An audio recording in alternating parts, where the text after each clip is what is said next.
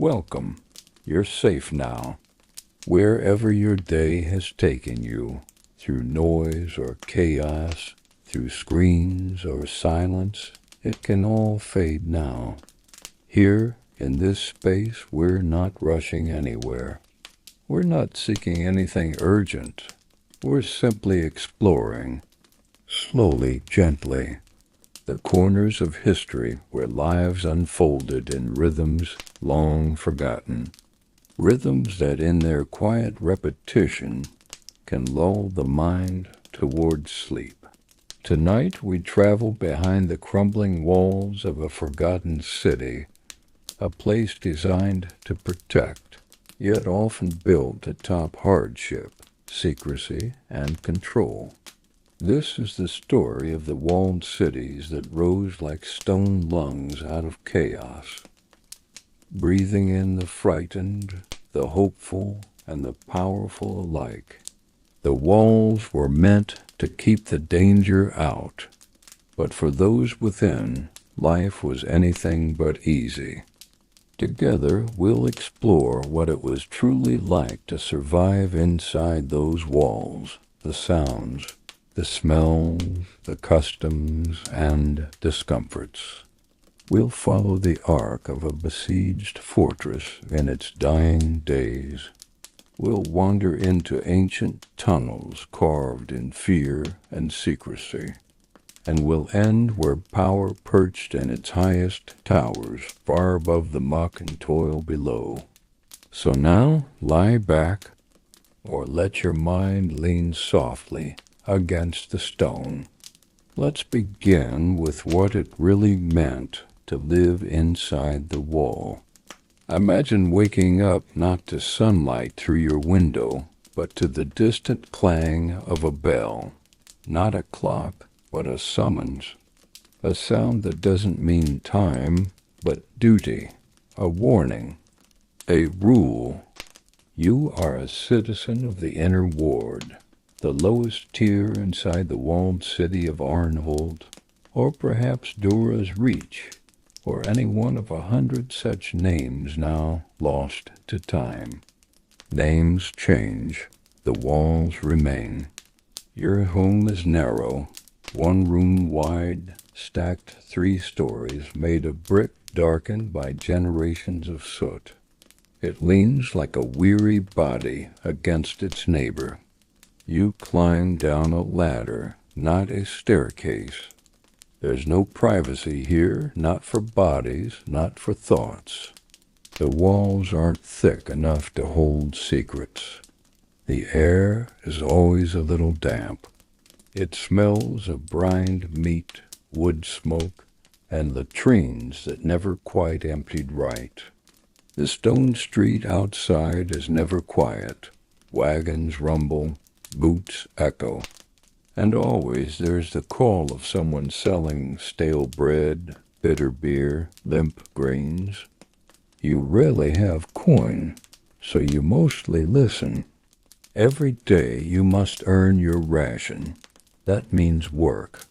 Maybe you read part of the tanners dealing with hides so soaked in lye and urine that your fingers are never free from the sting. Or maybe you're a rat keeper, hauling dead vermin from the granaries so that the Lord's wheat doesn't spoil. The rhythm of your life is simple. Wake, work, wash in cold water, pray if you're allowed, sleep in fits, and begin again. But the fear, that's always there. The fear that the outer wall could fall. That raiders from the dustlands or soldiers from the fractured empire might breach. You live 2 blocks from the outer gate. You do not want to be 2 blocks from the outer gate. At night, the wall breathes. You can hear it, not literally, but in the shifting of stones, in the low conversations of guards walking past your window slit, in the deep groans of the gate hinges as they shut out the world, or try to. There are rules here, and they don't bend. A curfew bell rings at dusk. You light no fire after dark, not without heavy curtains. The last time someone ignored the rule, a spark caught in the shingles. 2 rows of homes vanished. Ash fell like black snow. You know hunger intimately. There's food, usually, but it is plain, rationed, and always a step from rot. Grains that must be boiled to softness. Dried fish soaked in vinegar. On feast days, a communal stew that tastes of onion skins and marrowless bone.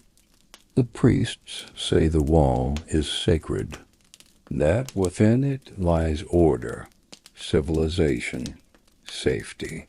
But sometimes you wonder if it's not a cage instead. The wall keeps out the wolves, yes, but it also keeps in the hunger, the rules, the watchers. You see them, the guards who walk the inner perimeter, not just to defend, but to observe, to report. One word against the wrong name and you could find yourself in the gatehold, the jail built directly into the wall's inner curve. It's always cold in there, and sometimes people go in and don't come out. Yet, even in this grayness, life endures. You've seen laughter, brief and defiant, around shared cups or whispered jokes in the tannery yard. You've watched children play between the broken stones, turning ruins into fortresses, never knowing they live inside one already. There's music, too. A reed flute in a high window. The slow thrum of a skin drum in the market center when the ration carts arrive. Even here, behind stone, under rule, people find ways to feel alive. But it is a hard life, relentless, controlled, bordered by limits you cannot pass. And when you lie down at night, on straw that smells faintly of mold, you dream not of freedom, but of open sky, not because you expect it, but because sometimes the only way to survive behind the wall is to imagine there is something beyond it. Let's return to the idea of a walled city, but shift our gaze from daily life to a single unfolding story, not fiction, but history, a true place, a true moment, a city that rose in stone and iron built to withstand the chaos beyond it. And yet, like so many bastions of human ambition, it could not withstand time, starvation, betrayal, or its own brittle pride. Tonight we travel to the cold northern marshes, to a place once called Harbin Fortress. Now, Harbin may not appear in most modern atlases. The name has shifted over time, absorbed by changing borders, rewritten by map makers, misplaced in records. But in the early 15th century, Harbin was a stronghold of renown, not because of wealth, not because of beauty, but because it was believed to be unbreakable. The fortress stood atop a shale cliff overlooking the braided confluence of 2 rivers, surrounded on 3 sides by dense pine forests and deep ice-laced swamps. Its position alone made it a marvel of defense, but its architecture was even more imposing. Harbin's walls were built in 5 concentric rings, each higher than the last, each accessible only by narrow paths or fortified gates. From above, it resembled a stone spiral, coiled, cold, and inward-facing. The outermost ring housed the poor, laborers, soldiers, and itinerant workers whose jobs ranged from tending fires in the lower kilns to sharpening tools, tanning hides, or unloading cargo from ox-driven carts. These people lived closest to the danger and farthest from the protection of the keep. Further in, the rings grew tighter, cleaner, wealthier. Merchants, scribes, physicians, taxmen, then nobility, priests, governors, and at the core, the keep itself, a square iron-veined structure where the Lord General of Harbin and his council resided, a fortress within a fortress. The siege of Harbin began in late autumn in the year 1428. But the truth is, the siege didn't begin with a trumpet or a charge. It began with silence. Caravans that once brought salt, wine, wool, and dried fish simply stopped coming. Outposts along the southern trade route flickered out like candles caught in wind. Messengers sent south vanished. Then rumors arrived in their place. Whispers of a new alliance. A breakaway warband calling itself the Varan Host. They were not a nation in the traditional sense. Not a kingdom, not an empire, but a tide of exiled soldiers, dispossessed nobles, and militant zealots, all bound together by a belief that the world had grown soft, decadent, and that walls were a challenge, not a deterrent. At first, Harbin's leadership scoffed. The Virans were untested, ragged, an insult to the fortress's legacy. The Lord General Valen Harrow even issued a statement posted in the upper ring's stone square. Let them come. Harbin has endured fire, flood, famine, and it will endure a few wild dogs. The words were carved into marble and placed beneath the town's iron bell. Defiance cast in stone. And then the host arrived. By winter, the outer roads were blocked. Trees felled across paths. Watchtowers lit at night, a signal system to warn of raids, were snuffed out one by one. In the second week of Frostmonth, scouts from the outer garrison reported Viran fires dotting the hills like red stars. They did not attack, not at first. They simply waited. And so began one of the longest sieges of the northern reaches, a test not of battle strategy, but of patience, desperation, and the slow decay of order. Inside the walls at first, life continued. The city had long prepared for emergencies. Granaries were full. Rainwater was stored. Salted meats filled clay vaults beneath the mid-tier kitchens. The forges burned bright. Children still played in the alleys, their breath fogging the air. Priests held ceremonies in the high chapel. But beneath the surface, anxiety simmered. Each ring of Harbin was connected not only by gates, but by a complex social order.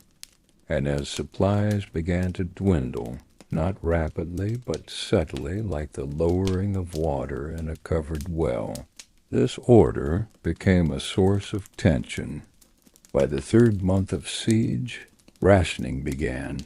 At first, it was gentle. One less loaf per household, then fewer candles, then no candles at all, except for the elite, then one meal per day. The lower tiers felt it first. As winter deepened, trades slowed. Workers were conscripted into fortification crews. But what was there to do? The walls already stood. There was no work left but to wait. And waiting is the hardest labor of all. Fires were banned in the outer tier homes. Wood had to be conserved for the central forge and the defense towers. Cold crept in like a sickness. People huddled in furs, burned cloth, tore up furniture. Some collapsed in alleys and were never lifted. It wasn't dramatic, not theatrical, just a slow fading, one life here, one there a thinning. The middle tiers fared better, at first. Merchants had hoarded supplies.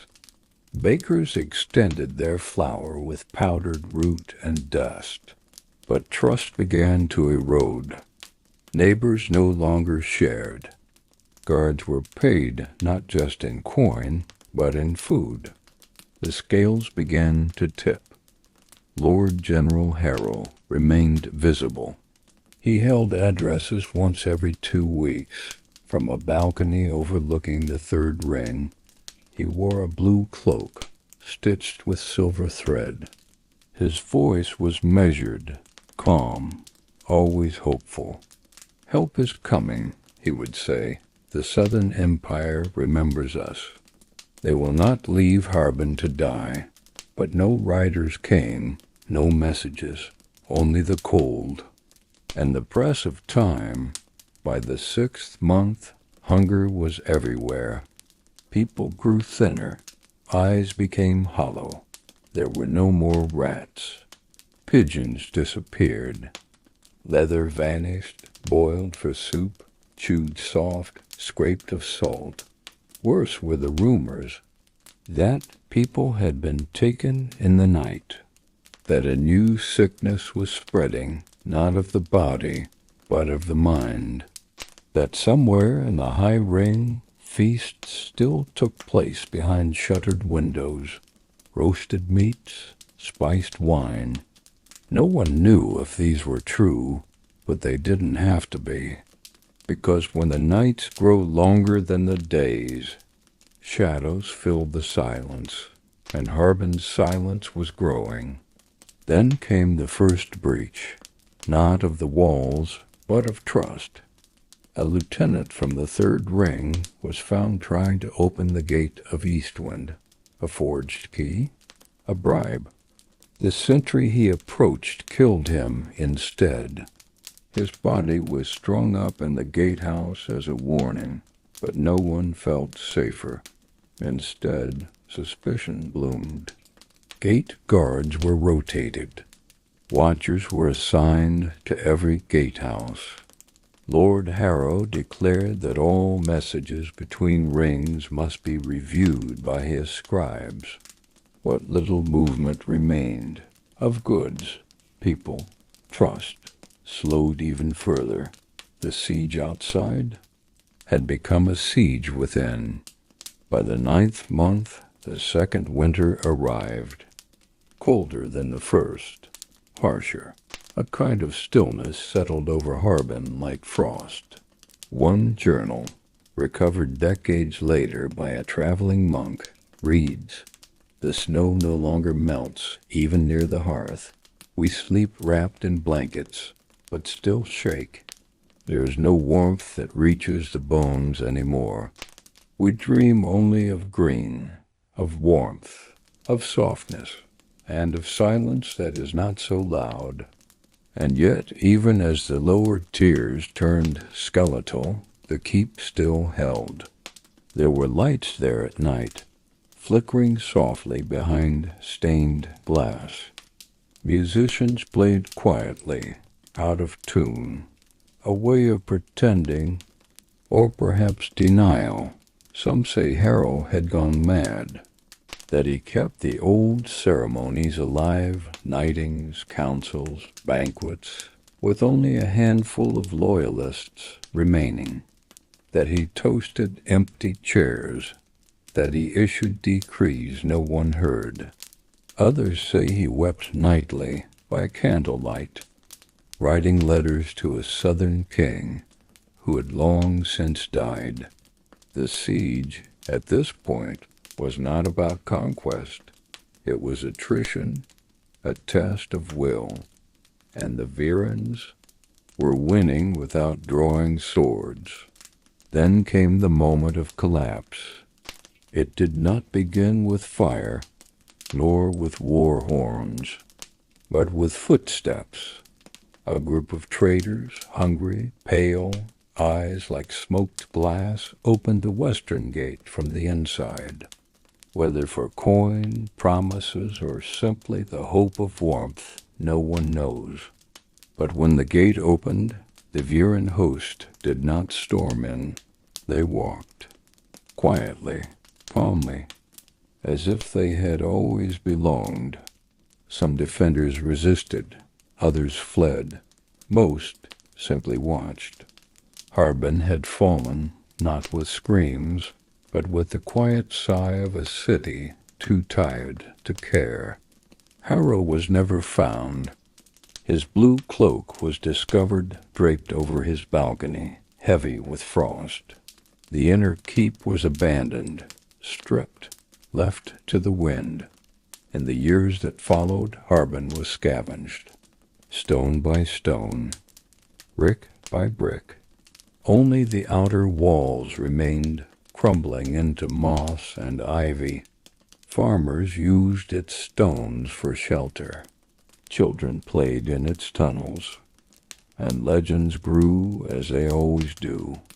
But there is no glory in the fall of Harbin, no heroes, no final stands, just the memory of a place that tried and failed to survive its own hunger. A place that reminds us sometimes the strongest walls are not built of stone. They are made of people. And when the people fade, the wall falls too. Let us go downward now. We've wandered the markets and alleys of the walled city. We've stood on the parapets during siege, feeling the slow unraveling of hope. Now we descend, beneath the walls, beneath the homes, beneath the palaces, beneath the world as it was known. Walled cities were built to keep danger out. This we've seen. But as you drift deeper into this quiet journey through history, imagine this. What if danger and salvation were hiding underfoot all along? There is a forgotten chapter to many ancient cities. It is rarely marked on any official map, rarely spoken of in public records. Yet its presence remains, carved in silence, layered beneath the foundations of stone civilizations. They are known by many names: underways, drain catacombs, smugglers' runs, sub-vaults, crypt routes, warrens. But we'll call them what they truly were: tunnels. Tunnels beneath walled cities were not simply drains or storage basements. In many cases, they were entire parallel worlds, ghost cities, hidden beneath the known. Take, for example, the city of Calthra, a merchant fortress that once sat near the edge of the western wastes. Known for its sweeping plazas and coral-colored walls, Calthra prospered as a trade hub, a city of sun and salt and stone. But beneath its markets, beneath even the lowest levels of its granaries and servant quarters, lay the sieve, an unofficial name given to a network of hand-dug passageways, many of which predated the city itself. The sieve was not built all at once. Rather, it was grown like a fungus over centuries. Some tunnels were created during early construction efforts. Water flow diversions, roots, cellar expansions, sewage channels. But over time, as culture grew more populous, more fearful, and more tightly controlled, people began carving deeper for reasons more complex. At first, there were whispers of escape routes, passages for merchants to slip through in the event of siege. Then came the contraband lanes, slender runs used to bypass tax checkpoints or move forbidden goods, ivory, spirit herbs, printed pamphlets.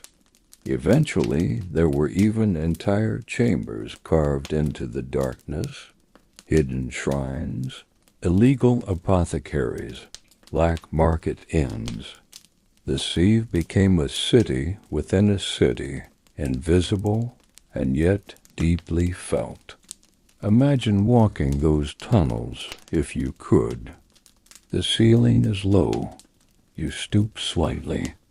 The walls are cold, packed clay, reinforced with scavenged wood and smoothed river stone.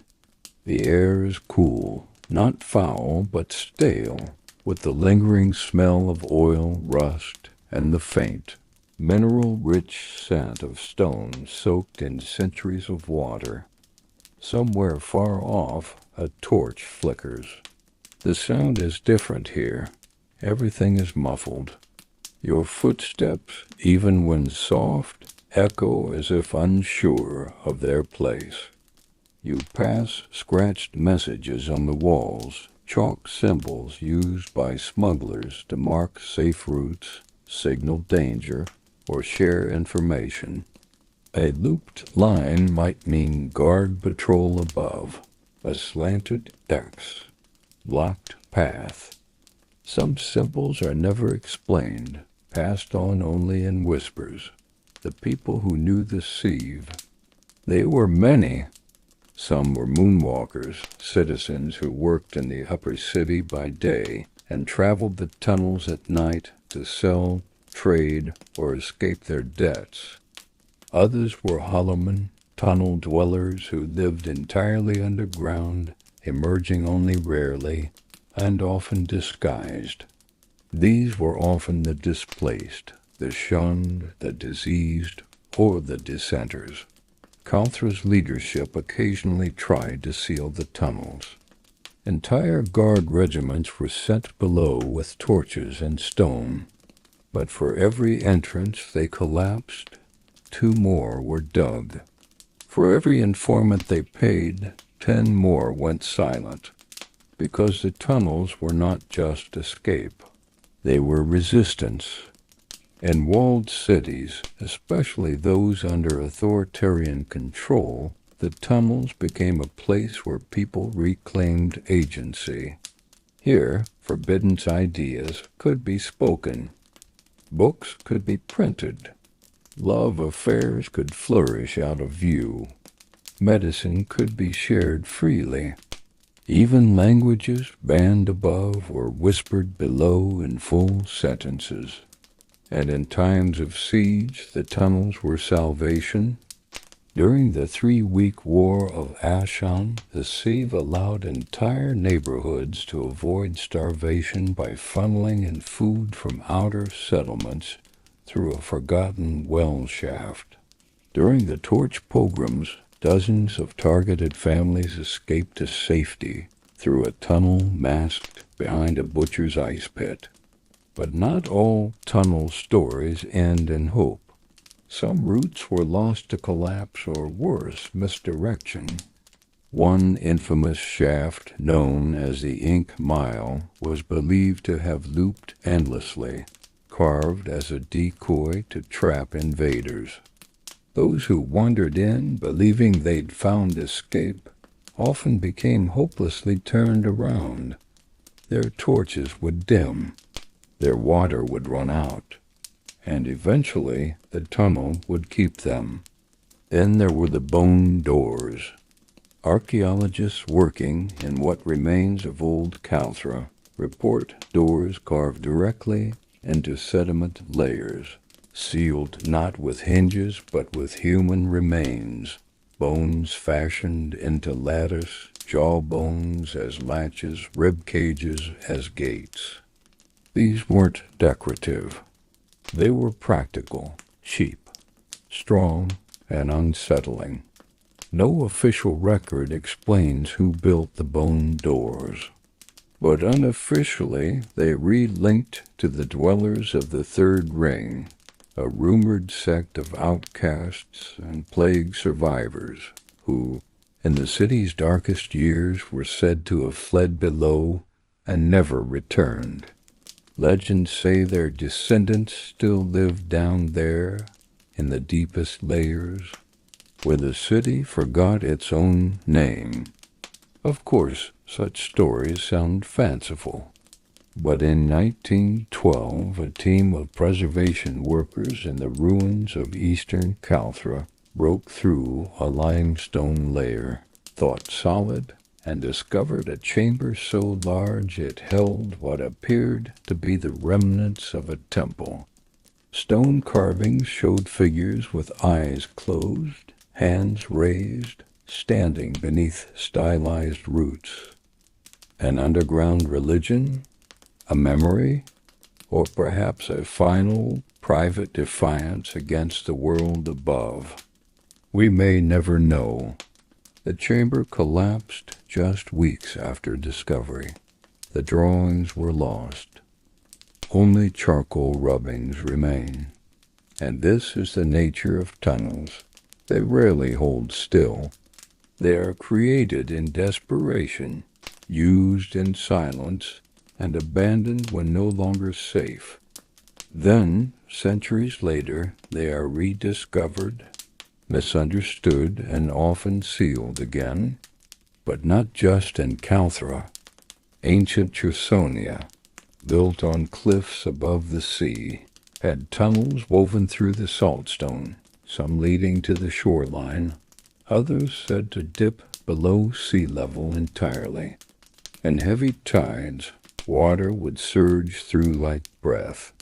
In Durinth, a desert-walled oasis city, an entire water distribution network was carved through bedrock by enslaved laborers, tunnels that later became secret routes for their escape during a rebellion known as the Night of Saffron Dust.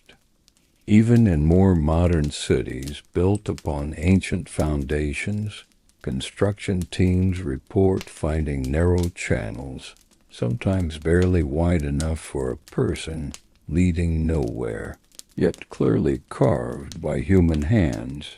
Some contain old tools, some scratched names, others are just empty. Yet they endure, because the underground is where history hides its second draft. Above ground there were parades, proclamations, banners, decrees etched in stone. Below ground there was murmuring, wandering, refusal. So when you next hear of a city, ancient or modern, consider not just what is seen, consider what is beneath, the secret logic that snakes just below the surface, the passageways that never made it into books, the lives lived just out of reach.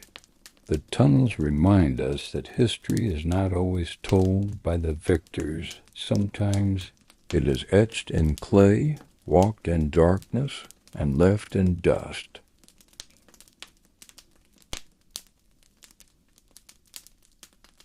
Let us turn our gaze one last time. We've walked the crowded lanes of the lower rings, our feet heavy with dust. We've watched a city crumble under siege. We've wandered the dark, quiet veins of the earth, where forgotten people once whispered secrets under stone. Now we climb, not just up the stairs, but up the social ladder, to the balconies, the courtyards, the marbled corridors filled with silence, not because of poverty, but because of discretion. Tonight we explore life at the top of the walled city, not metaphorically, but quite literally. For in most ancient fortified cities, the highest physical locations were reserved not for the watchman, but for the elite. Behind high gates and fragrant gardens and terraces that overlooked the suffering below lived those who never dirtied their hands with the work that sustained them. And yet, even here, in these gilded corridors, life was far from comfortable. Let's begin with a truth that is often forgotten. Power is isolating. In the walled city of Soren Kai, built high in the hills of the eastern valleys, the upper ring was reserved for less than 1% of the population. These were not merely nobles, but functionaries, a class of hereditary elites who were believed to embody the order of the stone. Their lives were governed by ceremony. Each morning began not with breakfast, but with ritual cleansing, a perfumed sponge bath in still water, followed by the donning of status-specific robes, and a period of compulsory silence, a half-hour of unbroken quiet, meant to symbolize contemplation of one's duties. You did not dress yourself. That was the work of the white hands, servant attendants trained from childhood to walk silently, speak only in formal responses, and anticipate your every need. Many of them lived their entire lives on the estate grounds, without ever setting foot beyond the elite ring. Meals were elaborate and slow. A typical midday meal consisted of 7 small courses, not meant for sustenance but for distinction. Each dish was crafted to display trade connections, refinement, and breeding. Pickled root bulbs from the cold north, spiced bird tongues from the far coast, gold-dusted flatbread, not for taste, but for status. You were not meant to be full. You were meant to be observed. Indeed, much of elite life in Soren Kai and cities like it was performance. Even privacy was curated. Gardens were arranged not for natural beauty, but for symbolism. A crooked tree was considered vulgar. Flowers had assigned meanings. To plant something without proper consultation from the botanical herald could be seen as a social blunder, or worse, political defiance. Marriage, too, was rarely a private affair. All elite unions were subject to approval by the Tower Council. Pairings were weighed not by affection, but by economic and spiritual harmony. Bloodlines were tracked in illuminated scrolls maintained by lineage scribes, whose sole job was to prevent what they called dynastic impurity. Imagine being 16 and told that your future spouse had been chosen for you by someone who had never met you, based on how your grandparents handled barley tariffs. Now imagine your entire courtship was to take place under the eyes of a chaperoned, third-window steward, who not only monitored conversation, but recorded gestures and proximity for later analysis. To exist as an elite in the walled city was to be watched, always, and yet they were envied. The lower classes believed them untouched by hardship, but even in times of peace the elite suffered from a different kind of pressure, one that broke not the body, but the spirit. Mistakes were not permitted. One misstep at a festival, one poorly phrased letter, one improvised comment during a palace banquet, and your entire household could fall from grace. Property revoked, children reclassified, your name struck from the ledger, your garden replanted by decree. And if the city came under siege, the elite were often the last to starve, but their panic came sooner. Many had never dug a trench, never fought, never lit a fire without assistance. When the walls were threatened, they clung to rituals, believing tradition would save them, that legacy would outweigh reality. Some could bribe their way out. Others fled. But many stayed, locked inside their quiet, echoing villas, where dinner was still served even as the city darkened around them.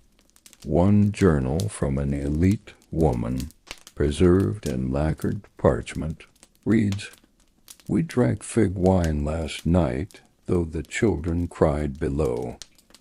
I find no joy in this, but I know no other way to live. If I unmake the pageantry, what am I? A frightened old girl in silk." It's a haunting thought, that even the most powerful can feel powerless when the walls no longer protect. There's also the curious case of the keep speakers, elite orators tasked with public morale. During crises, they would stand on balconies and deliver scripted messages of hope. These speeches were recorded, recited, and recycled for centuries. But post-collapse excavations of one such estate uncovered a hidden chamber behind the keep speaker's chamber, filled with unsent letters, personal doubts, beggings for aid, descriptions of empty pantries, of silk robes burned for heat, of children buried in garden plots to avoid public shame. So while the poor suffered in plain view, the elite suffered in secret. Of course, not all elites were prisoners of their own system. Some used their access to shelter others. One infamous noblewoman, Lady Amardalis of the western hill city Verna, opened her estate gates during a plague, turning her courtyard into a hospital. She was exiled for it, but years later, her name was etched on the city's new walls. Others took quieter routes, funding underground schools, sending coded warnings, even marrying beneath their station to protect outcasts. But such acts were rare and dangerous, because at its heart, the life of the elite was about control over image, over history, over perception. Behind the balconies and marble halls, the elite lived like actors trapped in a permanent play. The costumes changed, the lines grew tired, but the script remained. So the next time you pass a walled ruin, a castle keep, a stone ring of moss-covered walls, pause and imagine what lies behind those upper windows. Not just luxury, but expectation, surveillance, and perhaps a quiet kind of fear. Because for all their height, balconies offer no shelter when the sky itself begins to fall. And so, our walk through the walled city comes to a close. You've wandered narrow alleys, felt the crush of cold stone beneath your feet, watched a siege unfold like a slow, unraveling breath. You followed tunnels in silence, sat beside the elite in velvet-draped rooms, and seen the weight that silence carries.